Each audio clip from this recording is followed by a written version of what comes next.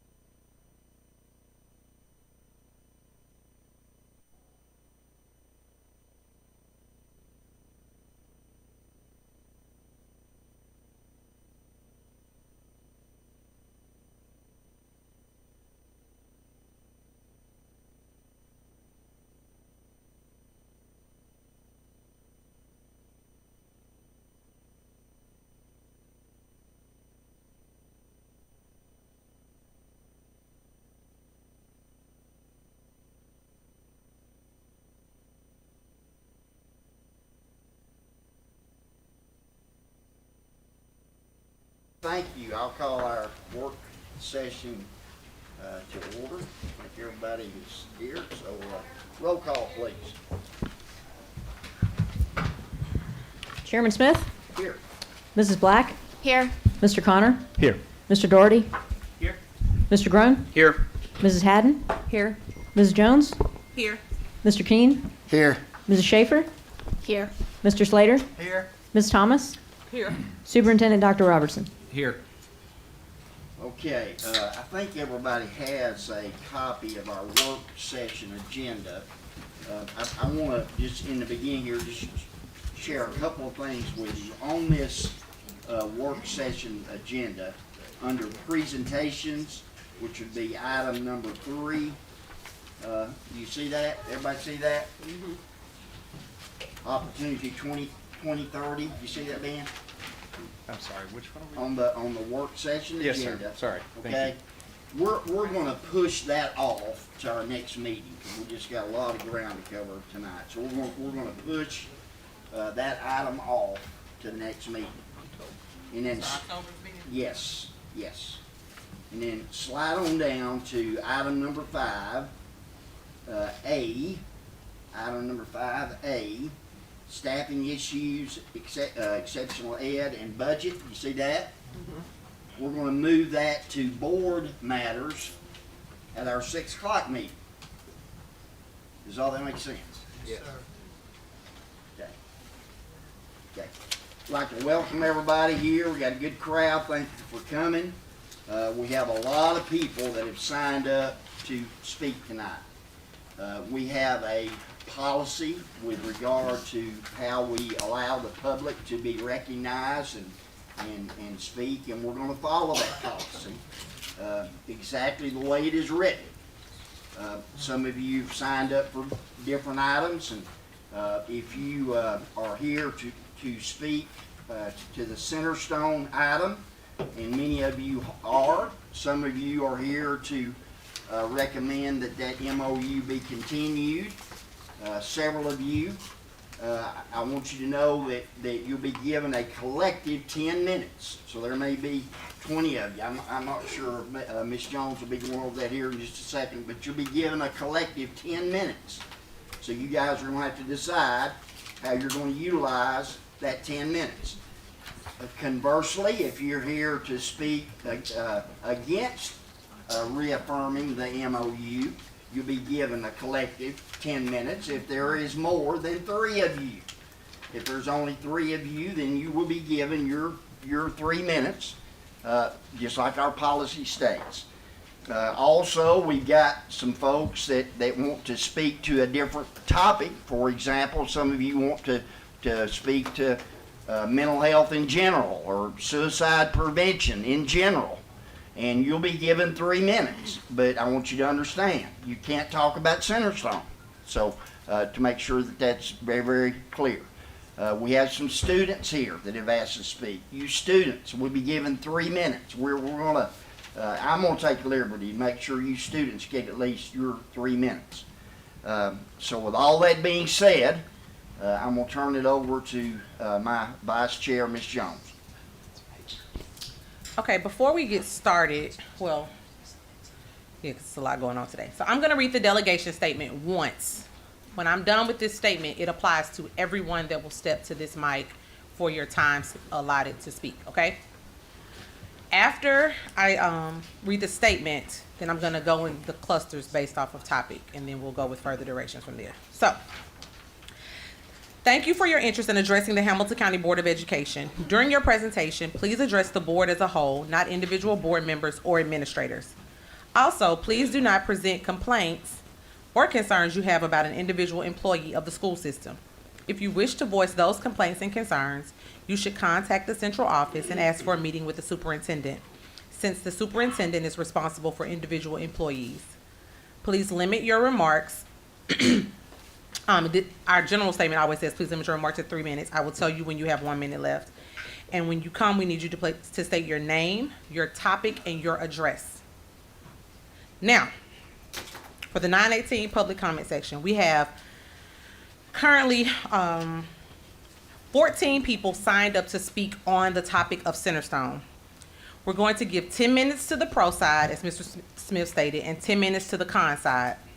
We will cut you off if you utilize the pro time to speak against Centerstone or vice versa. Now, I think the easiest way to do this is if you are speaking in favor of reaffirming the Centerstone MOU, I'm going to ask that you stand. And the names I have are Donovan Davis. Everybody stand. Yeah. If you signed up for Centerstone, Donovan Davis, Elizabeth Haley, Rebecca Day, Shay Connor, Lauren Sloan, Katie Perkins, Haley Little, Ruth Walker, Sadie Bond, Sabrina Daniel, Taylor Lyons, Gail Green, Christine Pierce, and Carla Howell. So if you signed up, period, to speak as it relates to the topic of Centerstone, if I just called your name, please stand. Y'all need me to roll back through them? Donovan Davis, Elizabeth Haley, Rebecca Day, Shay Connor, Lauren Sloan, Katie Perkins, Haley Little, Ruth Walker, Sadie Bond, Sabrina Daniel, Taylor Lyons, Gail Green, Christine Price, and Carla Howell. Now, if you are speaking pro for Centerstone, come into the aisle.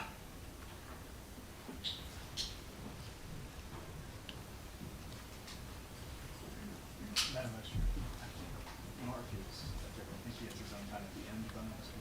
Yeah, I'm about to get there. So if I did not call your name, then I have you under either mental health services in general, or I have you as an individual speaker for a different subject, okay?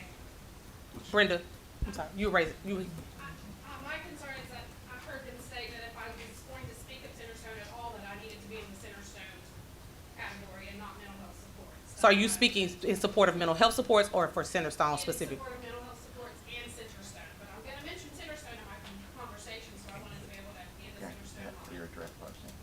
Okay. You need Well, to speak on both. well, she can reference, right? Because some of them gonna reference. Please know it. Okay, so which way would you prefer to go in support of? Okay. All right, so He's that, got his own. all right. No. He's fine. He's in a whole, y'all, I got it. Okay. All right. Now, right, you're Donovan, right? Okay. Now, I got my people, my pros in the aisle right here. Okay. Now, if you're a con, let me ask you to. If you're in favor or against, how about that? For or not? If you're for, we have them in the aisle. If you're not, then line up behind them. You let them go first. I'd rather hear them. This is this. And the mother was to figure out who gonna speak. Y'all can't speak, right? I'm talking about the long, the people. They should go last, because they need to figure out who gonna speak. Donovan, you ain't on my, you're not lining up right. Sorry. How would you like me to line up? You was against the, okay. All right.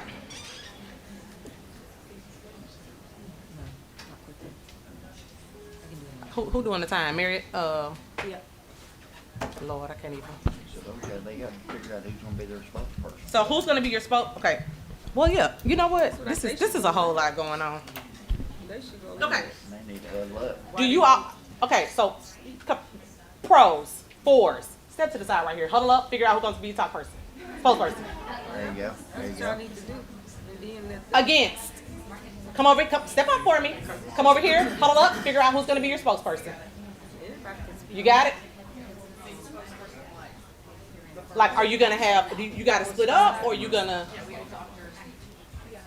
Okay, if y'all want to split them up, ooh. If you want to split them up, you can. If you want to split them up, you can, but just remember, it's 10 minutes. Do y'all want to come on? Yep, yes. Not yet. You can just go, whoever's going first can go ahead to the mic. You can maybe come stand over here. behind, just kind of line up to be ready to flow. Great job. And a net just flew in my eye. You gonna make a good school teacher.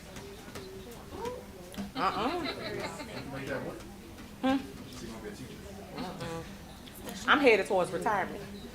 That's a lie. I got 6 years. I could retire for myself. I was smart as a young adult with my 401k. I'm getting out of here. Okay, y'all ready? Y'all ready? Hey, y'all ready? 5, 4, 3, 2, 2.5, 2 3/4, 1, and time up.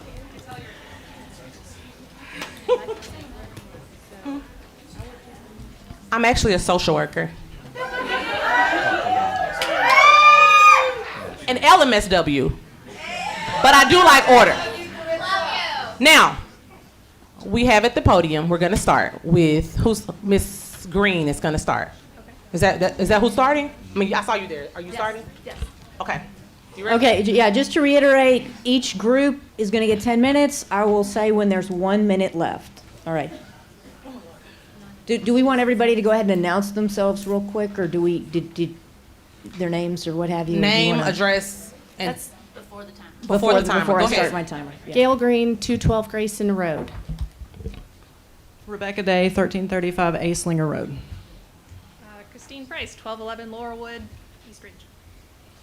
Carla Howell, 7009 Mule Deer Place. Sabrina Daniel, 4410 Maryland Drive, East Ridge. Okay. Starting the timer right now. At the August school board meeting, 6 members of the Hamilton County School Board voted courageously to end the memorandum of agreement with the Centerstone Mental Health. Their decision The clock line. She got it. affirmed a core conservative principle. Parents, not outside organizations, must remain at the center of their children's upbringing and well-being.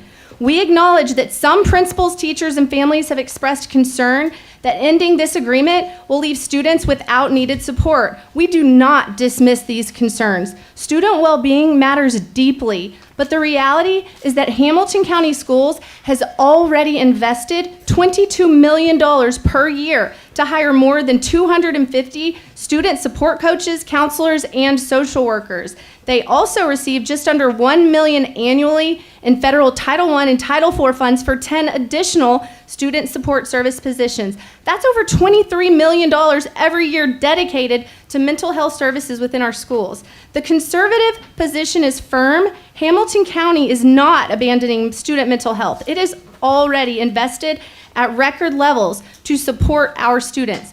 What we reject is the outsourcing of our children's care to outside groups that are not accountable to parents or taxpayers. Cornerstone has been in Hamilton County schools for nearly 10 years. Centerstone, a decade is long enough to evaluate results, and the outcomes do not justify continuing. In fact, Centerstone was never required to go through a formal RFP, request for proposal, process when it first entered our schools, meaning no competitive bids, no full transparency, and no guarantee that it was the best option for families. Centerstone's own agreement states it will only inform parents as necessary. That is unacceptable. Parents must always be fully informed about any counseling or mental health interventions involving their children. Even more concerning, Centerstone and similar organizations promote ideological content that extends beyond basic mental health. Matters of identity, sexuality, and gender should be guided by parents and families, not introduced in school by outside providers. Public schools exist to teach academics and support student success, not advance social agendas. No government program or activist-driven model can ever replace the authority of parents or the strength of families in guiding a child's emotional, moral, and spiritual development. Since the vote, progressive activist groups, including TEA, Public School Strong, Caleb, Chattanooga, and Moms for Social Justice have mobilized to pressure and even intimidate our school board members. These groups are pursuing a political agenda that does not reflect the values of everyday Hamilton County families. We thank the school board members for standing strong in the face of this pressure, and we urge you to remember that parents, not activists, not bureaucrats, must remain in charge of their children's mental health and education.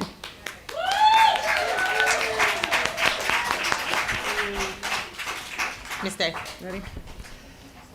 In light of recent tragic events in our nation, I want to begin by saying how important it is that we speak with truth without hate and that we stand firm without stirring division for its own sake. You will hear from a long list of speakers, but I want to draw your attention to something very important about who is speaking. On the surface, this looks like a broad grassroots movement, but when you take a closer look, a pattern emerges. Many of the people pushing to reinstate Centerstone are not neutral parents or everyday community members. They are activists with clear ideological agendas. Some are connected to statewide organizations. Some run groups that promote controversial agendas to children. Some are former school board candidates still looking for influence. Others are union-aligned operatives working hand in hand with political networks. Even some students speaking tonight are tied to activist groups, and we're part of the strategy call designed to pressure this board. This is not parents rising up. This is a coordinated activist campaign. On one of those private calls led by a TEA employee, they admitted they only had 19 people involved.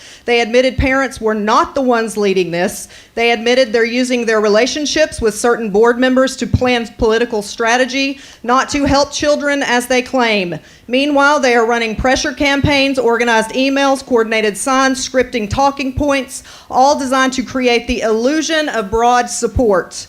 What our children need instead is for the school system to teach wisdom and discipline, to help them understand the insights of the wise, teach them to live disciplined and successful lives, to help them do what is right, just, and fair. Board members, you were elected to stand on principle, be strong and courageous. Remember that your accountability is to God, the voters, and the children, not to activist groups that have gained a foothold in Hamilton County schools. I urge you to see this campaign for what it is, a coordinated political effort, not a grassroots movement of Hamilton County parents.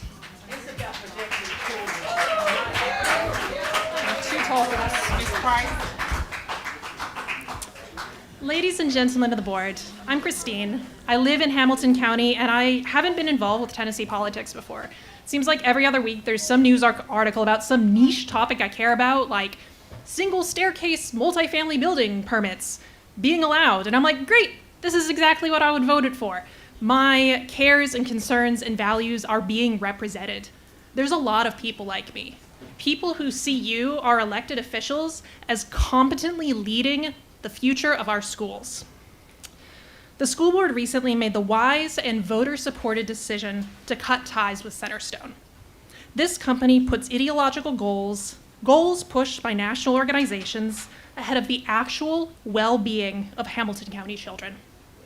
It was unwisely given a decade inside of our schools, pushing an agenda that damaged parent-child relationships, instilled victimhood narratives, and pushed ideology, which is shown by plenty of research to be actively harmful to the vast number of children and young adults who engage in it.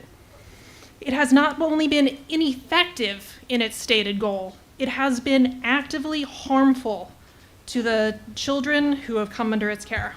Hamilton County children are not playthings. They're not pawns in a political chessboard. What you see before you is going to be presented to you, our elected officials. This is not actually democracy. This is activists elevating the most fringe political views. It is the word shaped by multi-billion-dollar national organizations and their offshoots. Groups intent on converting the rich diversity of our nation to their own extremely specific, extremely fringe ideals. These are well-funded, well-organized, but not ultimately well-intentioned organizers. And they do not represent Hamilton County taxpayers, parents, or anyone who loves and cares about the children. Children's mental health is important, and that is precisely why organizations like Centerstone are able to put on a skin suit of concern to siphon money and push ideological agendas under the false guidance of helping. I commend the council for cutting ties with this actively harmful corporation, not just because that's the will of the electorate, but because it's what's best for Hamilton County kids. They are wonderful, brilliant, unique individuals who are growing and learning who and what they are and what their place is in the world. They are not empty vessels to shove national politics into, to be made into lifelong victims of disempowering grievances. Children's mental health is too important to be left to subversive partisan organizations like Centerstone. Thank you.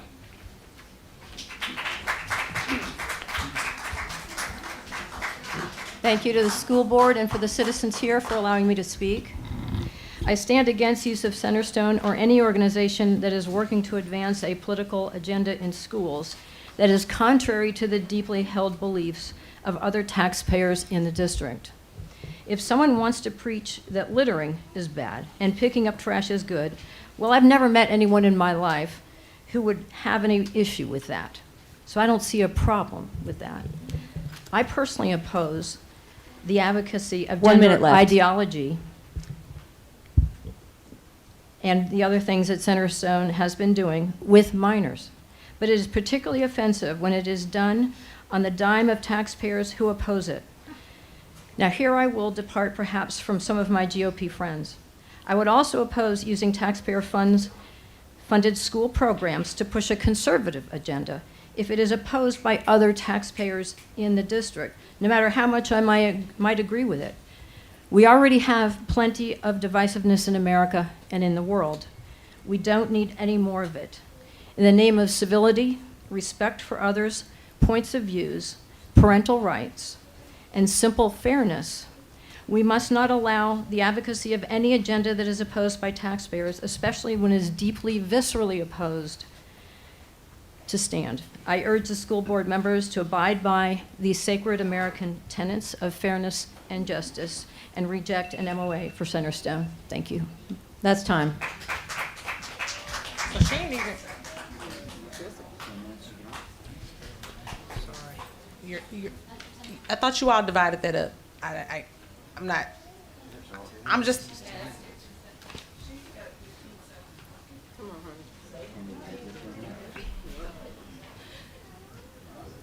Brenda Jean Adamson, 8101 Bork Memorial Drive.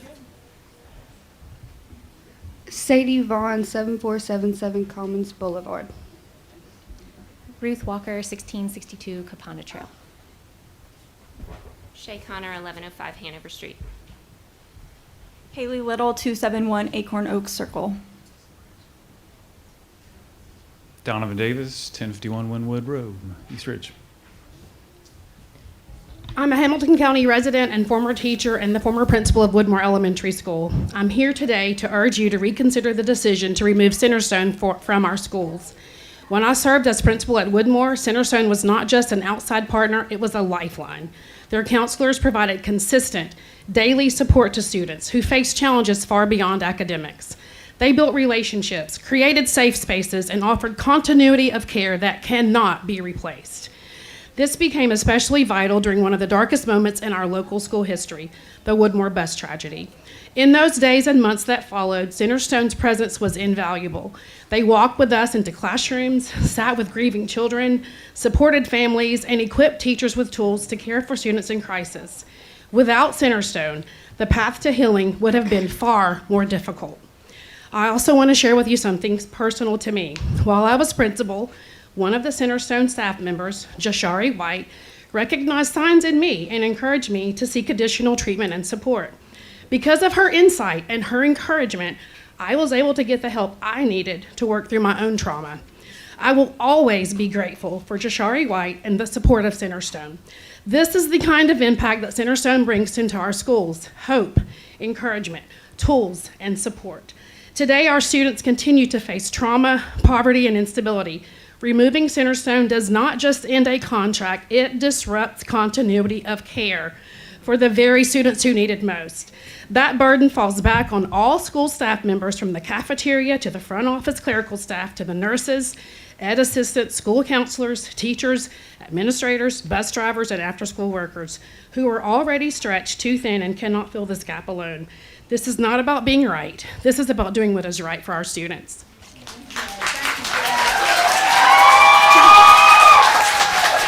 The board's decision to end their agreement with Centerstone removed 32 licensed professionals who serviced over 2,500 individuals last year. The reason I'm here to speak is because I've experienced firsthand what happens when there are not enough counselors.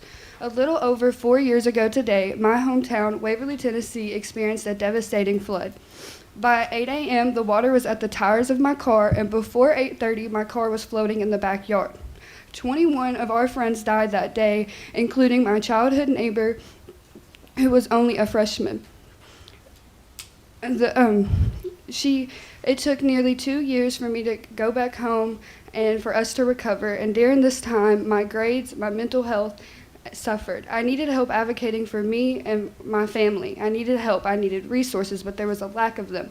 At my school, we had one school counselor responsible for over 500 individuals, and many of us suffered in silence. I'm still here today struggling to keep my GPA up because of this. I'm asking you to reconsider your vote, and I'm asking you to put politics aside and to think about your students first, to choose kids, to choose us, to choose counselors, to choose Centerstone. Thank you. Hi, my name is Dr. Ruth Walker. I live in District 3. My kids go to Normal Park Elementary School in District 6. I'm a developmental psychologist, and I'm an associate professor of psychology. So I'm asking you today to reinstate the licensed and credentialed counselors that were serving with Centerstone. And I'm asking on behalf of my 5 and my 7-year-old who are currently Normal Park Elementary students. I'm here advocating for them while they're celebrating my son's birthday, because sometimes as parents we have to advocate for those who can't speak for themselves, and sometimes we have to juggle multiple responsibilities, and that is where Centerstone steps in. So them being able to offer those services allows me and frees me up as a parent to be able to not after school run them from appointment to appointment if they need them. I'm also asking on behalf of one of my students who called their school board representative, which was not an easy thing to do, took a lot of courage, and was told that she didn't have her facts straight. And I want to tell you where she got those facts. She got those facts from the Tennessee Department of Education website, a website that clearly states that Tennessee ranks 50th, that's last in the nation, in terms of youth access to mental health services in our state, in the country. And with that agreement terminated, those resources are now harder to access. I'm also asking on behalf of my former students who are now getting education and learning evidence practices to become licensed clinical social workers, school counselors, school psychologists, and they'll be soon looking for jobs to serve our students here in Hamilton County, and now there are less of them. So I'm asking you all to remember that we're asking you to make this decision on behalf of our students and behalf of the people that you're here to represent. My name is Shay Connor. I'm a proud public school graduate, a mother of 4 children in the Hamilton County school system, a physician, and the wife of a board member. This is the first board meeting that I have ever attended because as both a wife and a constituent who voted for my husband, I trust him to do his job without my oversight. Last month, when the school board voted to terminate the decade-long contract that the county has had with Centerstone, my elected representative did his job well. He voted in the best interest of the students and in concordance with the will of our community. Unfortunately, the majority of the board did not. And I think we need to take a minute to be real open and honest about why exactly that happened. Because the truth is, the 6 of you who voted to end that partnership that provides critical mental health services for thousands of kids in this county did so because the Moms for Liberty, a recognized extremist hate group, told you that Centerstone hands out a pamphlet to kids who may be questioning their sexual orientation that basically says, it's okay if you're gay, your life still has value. And somehow, on some fundamental Excuse me, hold on 1 second. Pause the time. Pausing the time. So what we're not gonna do is be disrespectful, because when other groups were named in the previous comments, we allowed it. So we have to give the same respect to our peers. And if you cannot, or if it's gonna become offensive to you, then because this is public comment and we have no control over it, I would suggest that you step out now. Somehow, on some fundamental level, you disagree with that philosophy.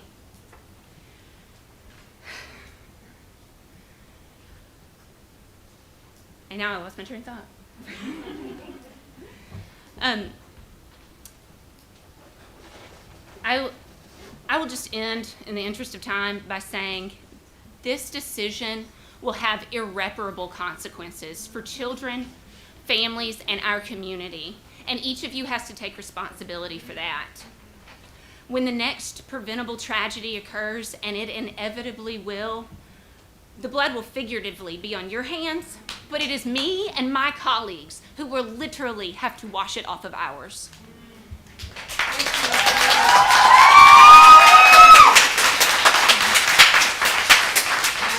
I am a former Hamilton County teacher. I'm a concerned community member, and we are supposed to be able to count on our school board members to be transparent, thoughtful, and responsible. By voting no, 6 of you failed to be any of those things. A common theme that I heard during your discussion last month was that you don't know the backgrounds and ideologies of Centerstone employees, as if you know the background and ideologies of every single employee in Hamilton County. That's an absurd argument to make. They follow the same guidelines as Hamilton County. They've been in our schools for 10 years now. When you say stuff like this, stuff that sounds reasonable on the surface, it's actually undermining the professionalism of these mental health providers. You have ripped away the services of over 2,500 kids, all because you are worried that they might receive, and only with their parents' explicit consent, might I add, support from someone you personally don't align with. There's no track record of systemic unprofessionalism by Centerstone employees, because if there was, you all would be talking about it right now. Again, this is not a new partnership. And what's frustrating me the most is that some of you won't even come right out and say exactly what specific ideologies you're so worried about. Instead, you're just trying to build a general sense of distrust and fear for what we can only presume are your own personal agendas built on your ideologies. Please take your jobs as school board members more seriously. Please reconsider this decision and do the responsible thing. Or at the very least, be more transparent about what you're so afraid of. The students of Hamilton County deserve that. Thank you.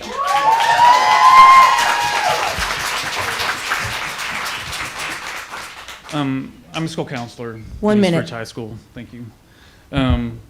What I did is I actually went to the school board's website to look at y'all's goals, y'all's policies, what y'all want to implement. One of the things that you have put down to your goals is to enhance, strengthen programs that promote good citizenship, teach character education, and value diversity. So I ask that you hold to your goals. In a policy that we have to do as teachers and educators every year is follow this policy, 6.415. This is on student suicide prevention. And the policy starts off by saying, the board is committed to protecting the health and the well-being of all students and understands that physical behavior and emotional health are integral components to students' achievement and overall well-being. That's a policy that demands, or requires, I shouldn't say demands, it requires all of us educators in Hamilton County every year to spend 2 hours of watching informational videos about student suicide prevention. I'm asking you to hold to your goals and your policies that you set forth. Thank you.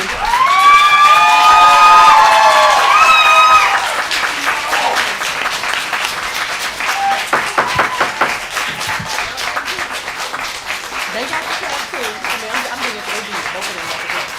All right. If I can have everybody's attention, I need it quiet to move on to the next phase. Next, we have 3 individuals listed for mental health services. That is Deidre Catlett, I hope I'm saying that right, Crystal Bone, and then it was Brenda Jean Addison, but Brenda yielded her time for Centerstone, correct? Yes. Okay. So I have Deidre Catlett and Crystal Bone. And you have 3 minutes each. My name is Deirdre Catlett. My home is at 1509 East 14th Street. I am a mother of 4, one at Red Bank High School. I'm the operations director for Be the Change Youth Initiative, a nonprofit based here in Chattanooga. We are focused on youth empowerment and mental health advocacy. And I have a son who struggled for years with depression and suicidal ideation. Given the climate of our country at the local, state, and federal level, I feel it's more urgent than ever to share what we are hearing from students. Again and again, they tell us they are carrying the heavy burdens of religious trauma. And that's something our community cannot afford to ignore anymore in this climate. And I feel like it's something that we are not talking about in the mental health conversation. And to let it be clear, this is not about vilifying faith. I'm a proud follower of Jesus Christ. I have my master's in biblical and theological studies from Dallas Theological Seminary. I've worked in ministry for almost 2 decades, but during the majority of those years, I espoused the very same theology that caused so much harm to these students. Until 2 things happened 8 years ago. The first was my son's battle with depression and suicidal ideation in middle school. Night after night, I sat by his bed, terrified that he would not wake up. At the very moment that we needed compassion, our church turned its back. Silence where refuge should have been, condemnation where love was promised. I wish I could say that our story is unique, but it is not.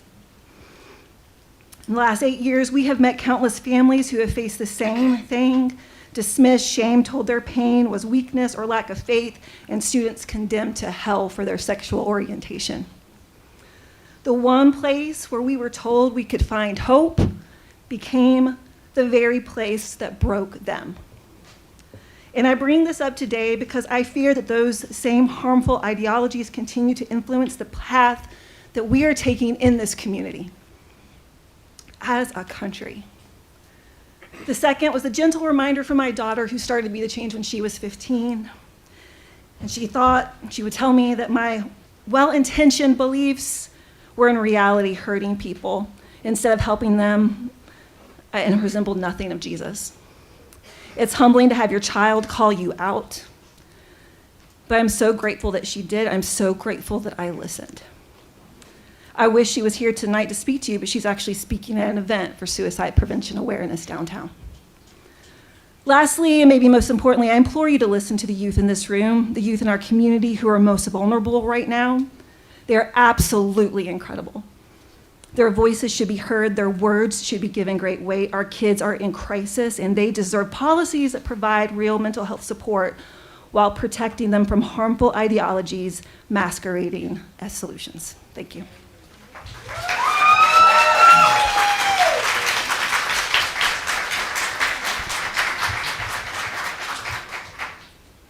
Hi, my name is Crystal Bohm. My address is 3505 Fairmount Pike, and I'm speaking on mental health tonight. I'm the mom of 2 public school kids in District 2. Thank you for giving me the opportunity to speak tonight. I'm here to talk about something that affects every student, teacher, and family in our district, which is mental health. Across the country, we're facing a mental health crisis among young people. According to recent national surveys, rates of anxiety, depression, and suicidal thoughts among children and adolescents has risen sharply over the last few decades. 1 in 3 high school students reports persistent feelings of sadness and hopelessness, and 1 in 5 seriously consider suicide. Mental health issues don't just affect a small group, they can affect students in every classroom, every grade, and every background. We all know that in recent years, our country also has seen a heartbreaking rise in school shootings. There have been 165 school shootings in 2025 already, and 42.5 of those are done by students. When these shootings occur, we hear guns don't kill people, people kill people, and that this is a mental health issue. When mental health needs go unaddressed, the consequences ripple outward. Students may have trouble concentrating, their grades can slip, and their relationships suffer. Ultimately, our entire school community is impacted. Research shows that when students have access to mental health resources, their academic performance improves, absenteeism decreases, and disciplinary issues decline. In other words, investing in mental health support is not just compassionate, it is practical. So I thank you for investing those millions of dollars into our student support coaches, into our counselors, and social workers. These folks are an important part of the picture, but they are not the total solution.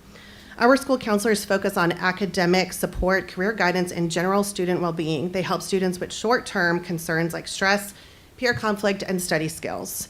They are not equipped to diagnose or treat serious trauma or mental health disorders.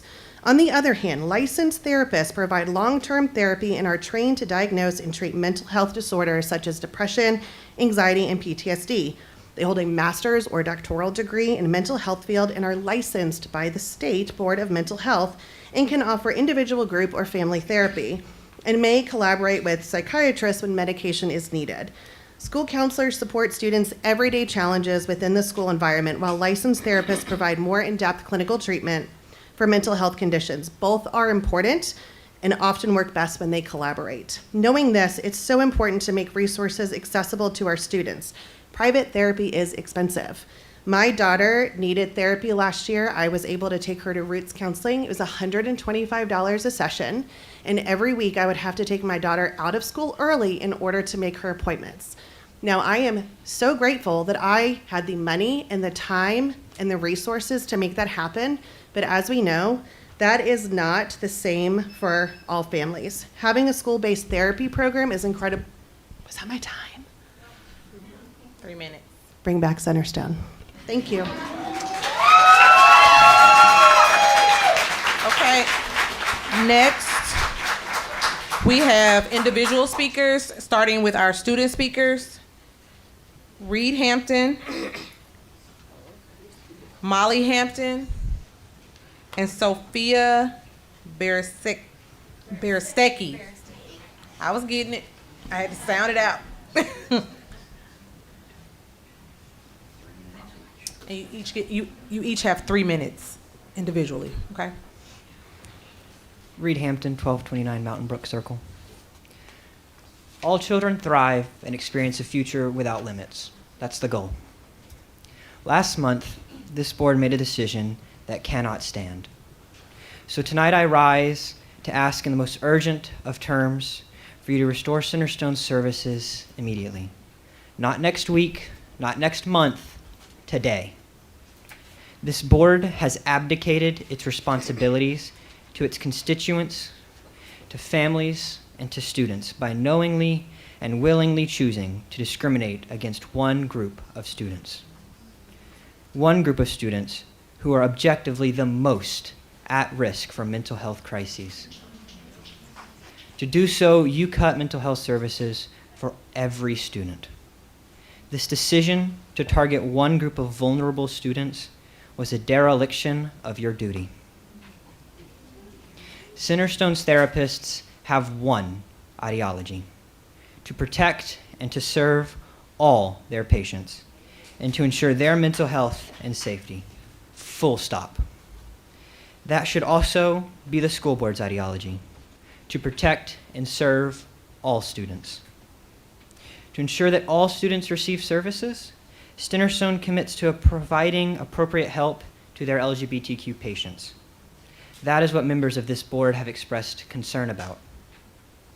Now, whether you believe that the LGBTQ people are valid or exist, which for the record, we are and we do. The fundamental fact that members of my community face more mental health challenges than any other demographic cannot be ignored. LGBTQ young people are more than 4 times as likely to attempt suicide as our straight peers. The Trevor Project estimates that more than 1.8 million LGBTQ young people seriously consider suicide every year. 1.8 million children. And at least one of those children attempts suicide every 45 seconds. Regardless of our political ideology, we should all agree, Democrat, Republican, and Independent, that this is unacceptable. All students, especially our most vulnerable, deserve to be protected and deserve to receive mental health services. On behalf of the 1.8 million, I am begging you to restore mental health services post-haste. And I hope to God that you restore them now before any more harm is done to our communities. Restore them now before the unimaginable happens again.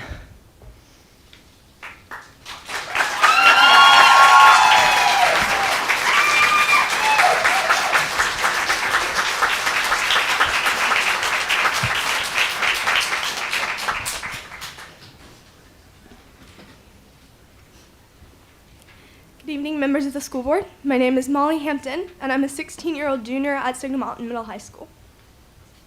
Tennessee is ranked 50th in mental care for youth. More than 2/3 of Tennessee youth with clinical depression go untreated, and only 12% receive consistent treatment, according to the Tennessee Association of Mental Health Organizations. With the school board's recent decision to end a 10-year partnership with Centerstone, you are contributing to that horrible statistic, not working to actively change or to positively change it. Centerstone provided care to 2,500 students in Hamilton County who have now been left without a crucial outlet. As a student who's been in therapy for 2 years, I am horrified by what this decision will mean for my fellow youth.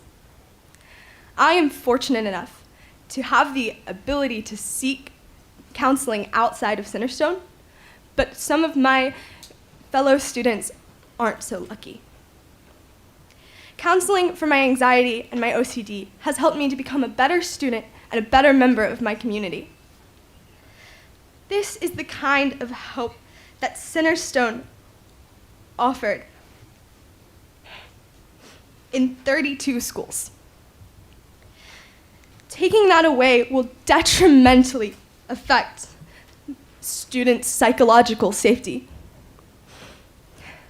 On behalf of the students you represent, I beg you to re-vote on the Memorandum of Understanding with Centerstone and restore this service to the students who have just lost their outlet without a safety net in place.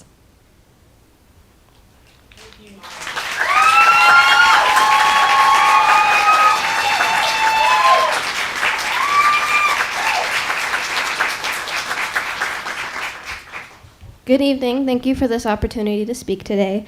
My name is Sophia Barostecki, and I'm a sophomore student at CCA. My address is 3008 13th Avenue, and I'm here to talk about Centerstone. It's important that every student has access to quality, licensed mental health care. In the past, I've been able to see a therapist thanks to my parents' flexible jobs, allowing them to take me out of school. In Hamilton County, there are many students who need professional mental health care and were reliant on Centerstone to receive it. A lot of these kids don't have the same privileges that I did when my parents could just leave work for an hour and take me. I would like to use my time today to share a glimpse into some of these students' lives.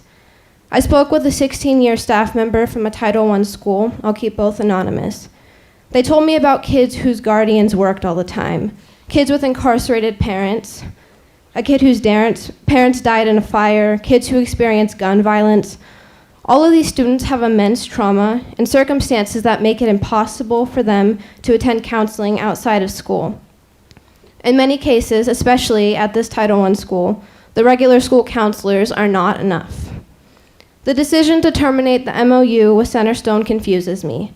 It confuses my peers. It confuses my teachers. It confuses every adult that I know. We are confused that representatives have made a decision that will have such horrific consequences. The argument against Centerstone operating in schools is that parents couldn't be sure of a counselor's ideologies, that we couldn't know their beliefs. But we do know that all counselors are licensed professionals and have all had background checks. We do know that parents and guardians give consent for their child to receive Centerstone counseling at school. If the concern is about protecting students, ensuring they have access to mental health professionals is incredibly important for keeping them safe. Kids are exposed to all sorts of terrible things these days, whether it be through social media, real-life experiences, or even just hearing about the last school shooting on the news. Children are so much more impressionable than people think. Once again, I reiterate, kids need access to mental health care. More than anyone, kids in Title I schools need access during the school day. I am representing the kids who are unable to represent themselves here today. We are asking you to please consider our lives. Consider our futures. Thank you.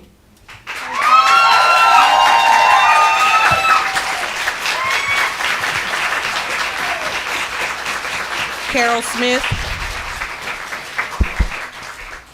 Carol Smith.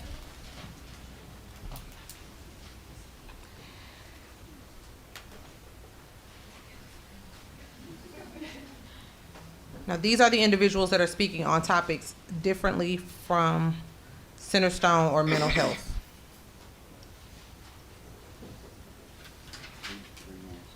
And you get 3 minutes each.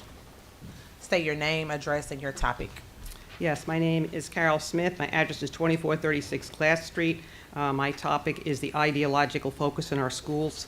I'm a pediatric nurse, I'm a researcher, and also a biblical counselor. I wanted to start off by saying, first of all, I believe that everyone in this room cares about kids. Everyone. I don't care what side of the political aisle that you're on. I truly believe that. My concern is the growing rate of LGBT amongst our youth. There was a Gallup poll that was done in 2020, and they did it from 1940 to now. In 1940, it was 1.2% of the population. Now, Gen Z, it's 17.2%, and Barnard has it at 39%. The American Psychological Association, on their website, when they're looking at sexual orientation, they're not sure exactly what causes it. They go from, well, maybe it's this, and maybe it's that. There is no consensus on the website. In 1973, Dr. Robert Spitzer spearheaded an office to remove homosexuality from the mental disorders because he believed it was immutable. He believed people could not change. But in 2001, he brought research to the APA, and this is his old words: some homosexuals can make substantial shifts towards heterosexuality. Okay? Also, Lisa Diamond, she is a researcher, she is a lesbian, she did a 10-year study, and she wrote a book on sexual fluidity. And what she said is that, again, some men and women can change. Her view of sexual orientation is that it is not immutable. People can and do change. I have great compassion for the LGBT community. My heart breaks for them. There is something, You all, excuse me. please. There is something called the ACE studies, the adverse childhood experiences, and this gentleman was right. Those who identify as LGBT are much higher. They have a sexual abuse rate, child sexual abuse of almost 50%, depending on the studies. They have more physical abuse, more mental abuse, more emotional abuse. The Human Rights Campaign, they had something that said, this has broke my heart, nearly 48% of bisexual women had their first sexual assault between ages of 11 and 17. It just breaks my heart. And they also said transgender and bisexuals experience sexual violence which begins early and often during childhood. Why do I bring this up? It is epidemic in this nation, and I believe it is a factor that leads to same-sex attraction. I wanted to show you something. There is a video it's on YouTube, it's free, it's called In His Image, and I can give this to anybody who wants. This tells the story of people like, hold on one second. Sorry, Laura Perry. She lived as a transgender for 10 years and has since came out of that. She started a ministry toward transgenders. She detransitioned and she's now a married woman. Janice Schick, she's written a book. When she was 9 years old, her father came to her and said, I want to become a woman. So she wrote a book. It's called My Daddy's Secret. She has a ministry to those who struggle with gender dysphoria, and she's written a number of books even for children. And also there's Stephen Black. Stephen Black, for 30 years, has counseled those who have unwanted same-sex attractions or other type of sexual things. Time. And he said in his 30... Time. I got it, y'all. I got it, y'all. We got it. We got it. Everybody's got same order. No, I'll give you one. Ma'am, please have a seat. Have a seat. Have a seat. Have a seat. Have a seat. Okay, Jeanette.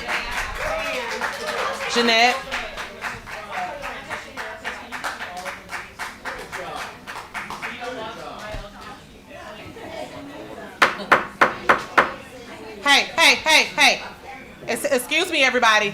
Ma'am, if you have something to pass out, if you can give it. Get them outside if people want them. Or you can leave them on the table. Okay.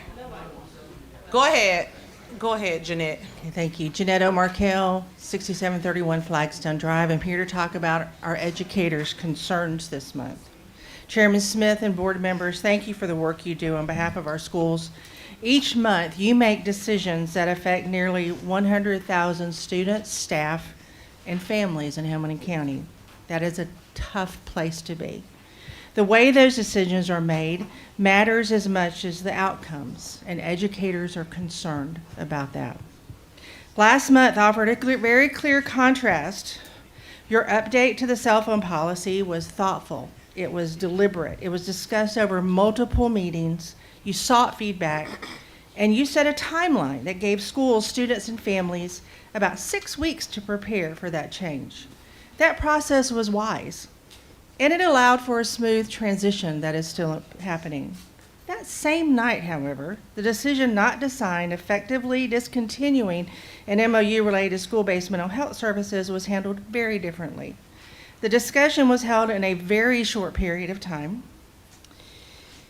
with no opportunity for feedback from the community. Within roughly 12 hours of that decision, students returned to school expecting to see the counselor they had been meeting with.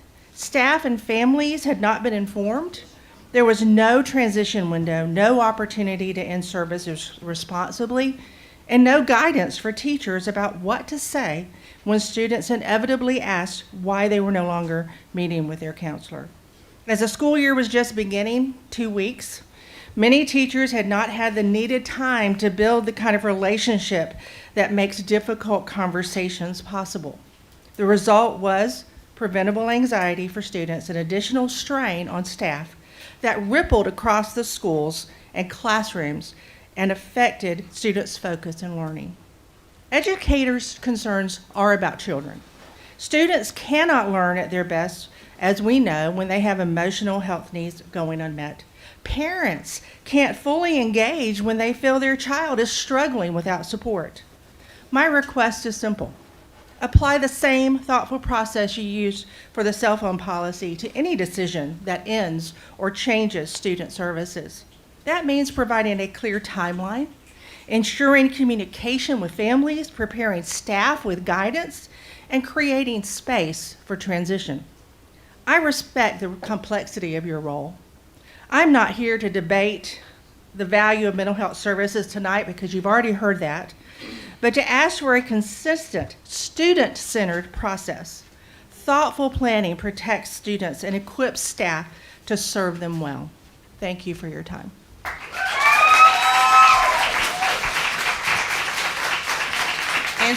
Angelica?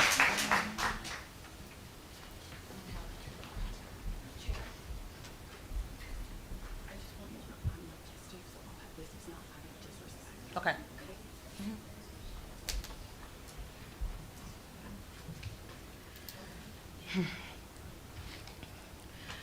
Good evening, members of the board.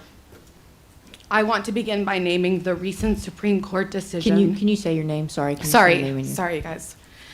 My name is Angelica Acevedo. My address is 121 Goodson Avenue.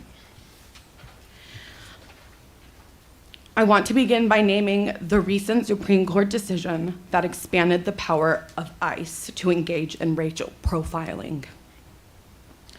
This ruling makes it easier for people, especially Spanish-speaking families and communities of color, to be targeted by officers and other law enforcement simply because of how they look or the language they speak. I am a proud member of the LGBTQ community. I am a proud child of immigrants, and I am a proud Latino. I apologize. Students cannot leave these parts of themselves at the door. They carry that fear with them into every classroom, and that fear shapes not only how they learn, but also how they see themselves and their place in our community. I want to thank you for your courage in passing the resolution against HB 7093. That decision showed that the Hamilton County Schools will not reject any student based on where they come from, that they reject fear and discrimination and value safety, dignity, and inclusion of every student. It sent a powerful message. Every child belongs here, no matter their background, and that their voice and humanity matter. Do not let personal beliefs or fear-based rhetoric replace evidence, compassion, and justice. This is why the choices you make matter so deeply. Trauma and fear are not abstract concepts. They affect real children every single day. Students live with stress and anxiety that can manifest in learning challenges, health issues, and social struggles. And when supports are cut, the burdens fall on teachers and school staff who are already stretched thin and not equipped always to handle highly specialized needs, like PTSD, depression, or suicide risks, all symptoms of racism. And that gap leaves kids vulnerable and places impossible expectations on adults who want to help but lack the training and resources to do so effectively. I know this personally. As a Latino who grew up in the South, I was bullied and treated racistly by my peers. And to top it all off, my home life was unstable. So I didn't feel safe at home or at school.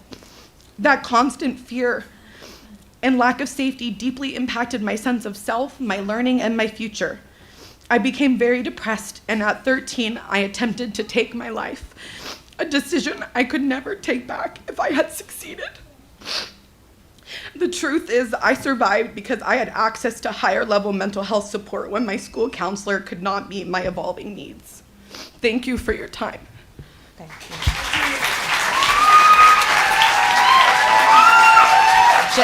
Jessica Parkins.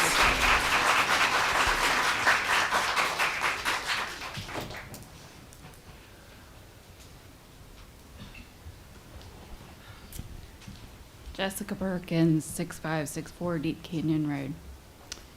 This is heavy. So I'm going to scrap what I wrote, and I'm going to pray for my time. Heavenly Father, I bring before you the school board, our administration, our teachers, our principals, our students. There are a lot of heavy hearts in this room, Lord, and we know that you are the one who brings healing. We know that you are the one who brings safety, brings hope, brings encouragement. We know that you are the one that brings these things into our lives.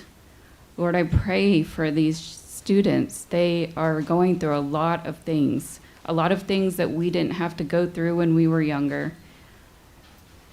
There's so much access in technology. Lord, you know that we can't even tell what's true and what's not true anymore, but we know one thing is true.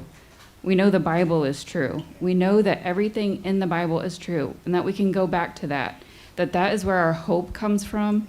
That is where our peace comes from. We know that Jesus saves. We know that these students need help. Lord, we know that you can help them. We know what makes us healthy. We know that family, faith, and Jesus are the things that really, really help us. So Lord, I want to rebuke any spirit of destruction on the lives of our students in Hamilton County schools tonight. In your name, I pray. Amen. Harriet Reed. Harriet.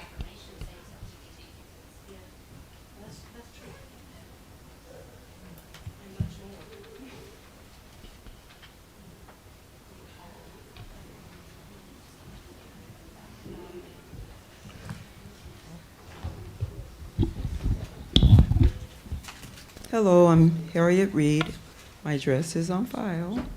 And I would like to speak today about things that can improve Hamilton County schools. And at the top of my list is parental involvement.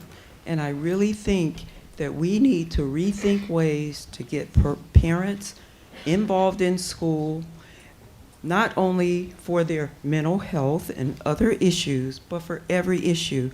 The goal of the school should be education, and everything else should be the parent's responsibility. I know that sometimes things are more convenient in one way or another, and no one wants things to be so out of reach for anyone. I think that if you don't have private insurance, there are county services and other services that can be used.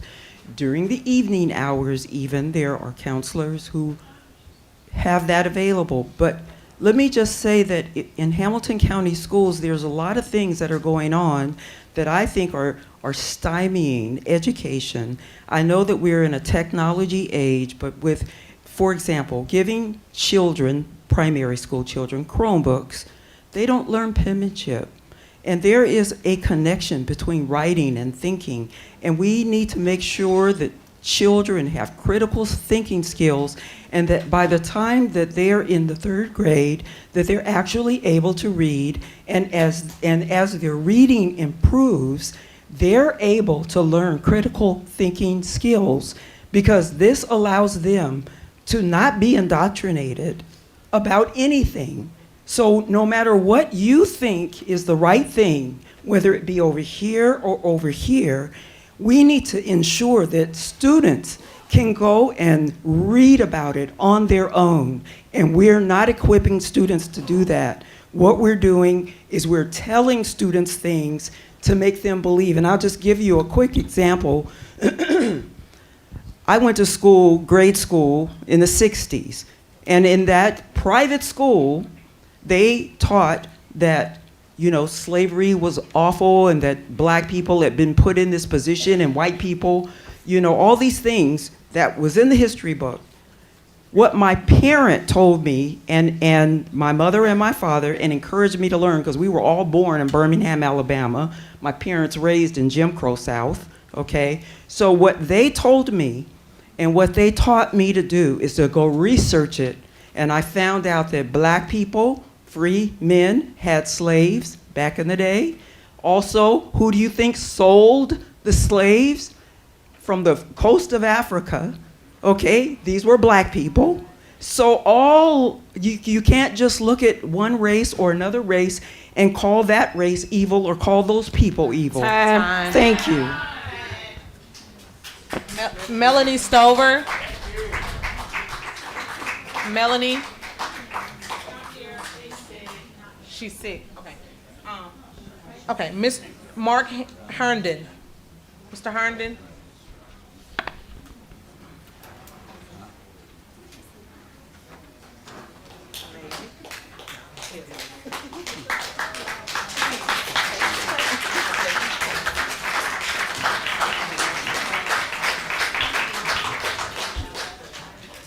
My name is Mark Herndon. I live at 2907 Leggett Road.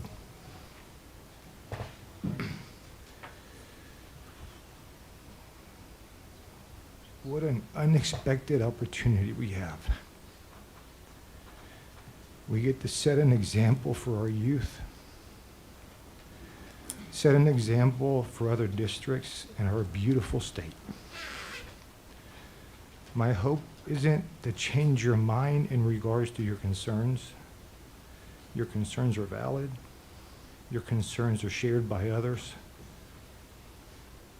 The wishful hope that we have today as a grieving family isn't that we win or that you lose. We can both win. We can all win today.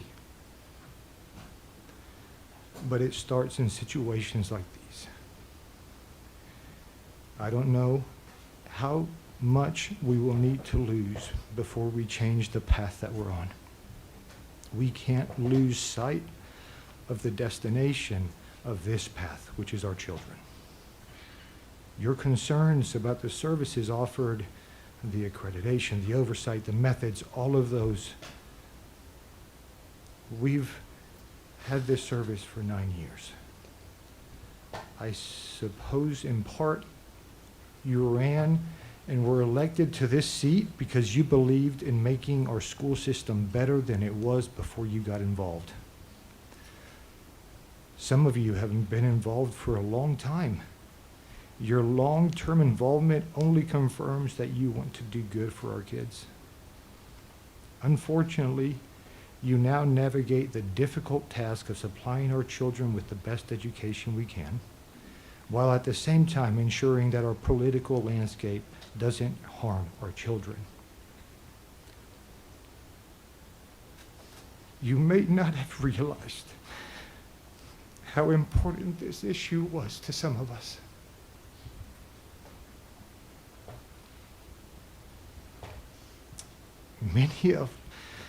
Many of us have either never shared your concerns or, like I have, shared a version of your concern.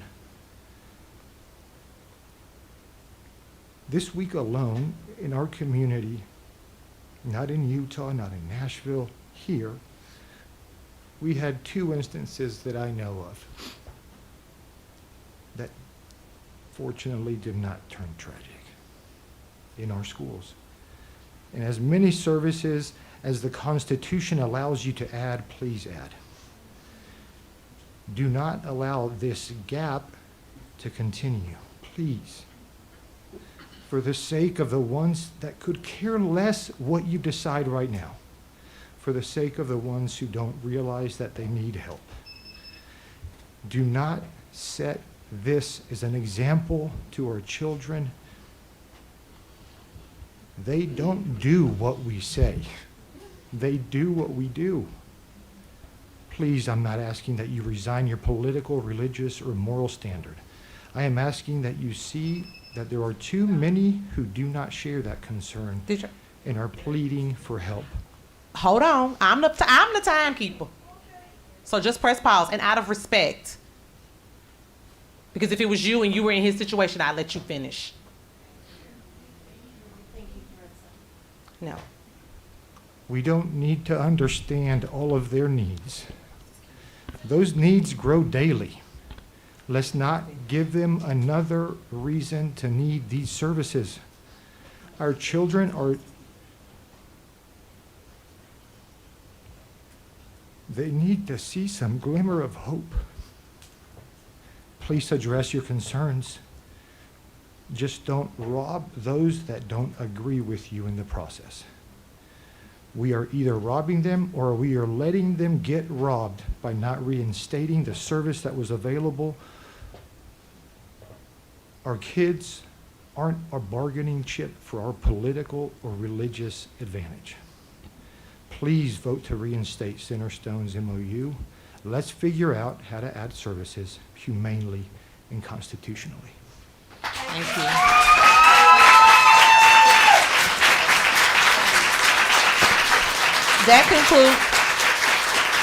That concludes our public comment.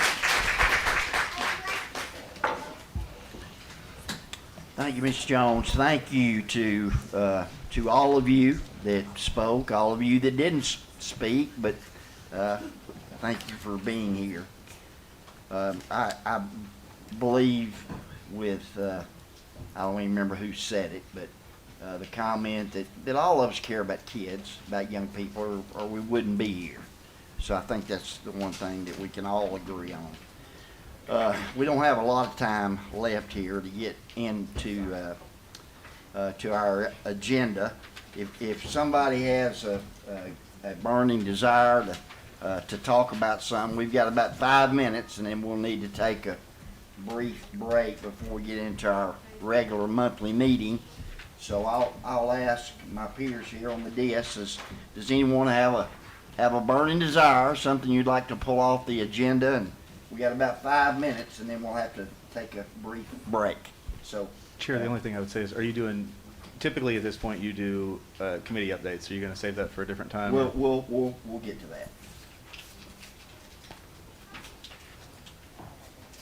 Okay. I don't have any lights. I don't see anybody wanting to bring anything up, so that would be a good time. Thank you, Mr. Connor. We'll just start with you. Legislative update.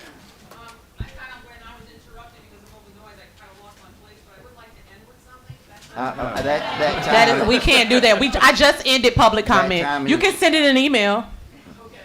Thank you. Thank you. Thank you, Chair. So, yes, the update from the legislative chair is that right now we are gearing up for what will be our legislative agenda going into the next session.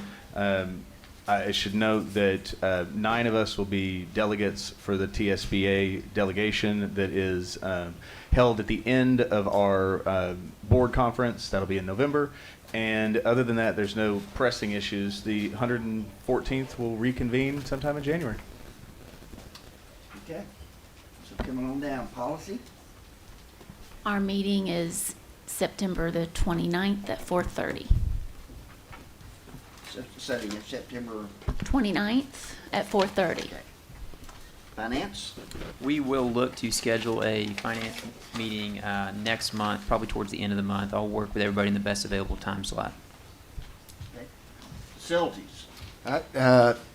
we're going to have a meeting either October 20th or October 27th, at which point we'll share a project that we've got going that we will present to the county commission to show what the past 3 phases of capital funding has brought forth. So, okay. Athletics, Mr. Slater. Thanks.